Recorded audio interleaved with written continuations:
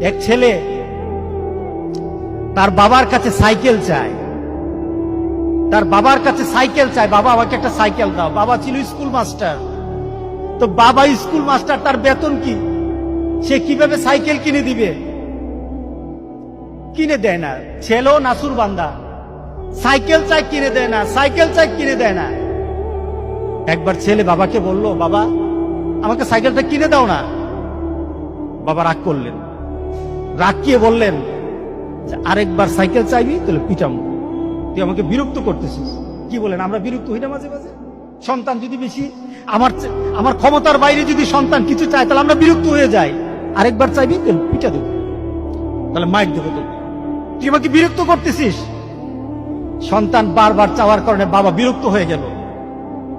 সন্তান কিন্তু রাসূল বলে, সন্তান বাবার দিকে তাকিয়ে করুণ সুরে কাঁদতে কাঁদতে বলল, বাবা তুমি কি মারবা?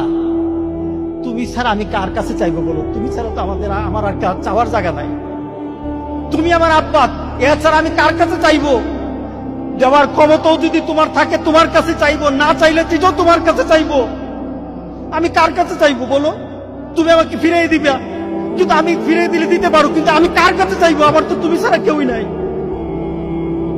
বাবার সাথে সাথে ছেলেটাকে বুকের মধ্যে আঁকড়িয়ে ধরলেন। বাবা তুই আমাকে এমন একটা কথা শুনালি, যা তোকে আগামীকাল সাইকেল কিনে দেব। সুবহানাল্লাহ, সুবহানাল্লাহ।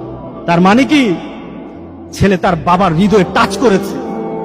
তার কথার মধ্যে আবেগ ছিল, ভালোবাসা ছিল, নিবেদন ছিল, যে বাবা তুমি না দিতে পারো, কিন্তু আমার তো তুমি ছাড়া কেউই নাই।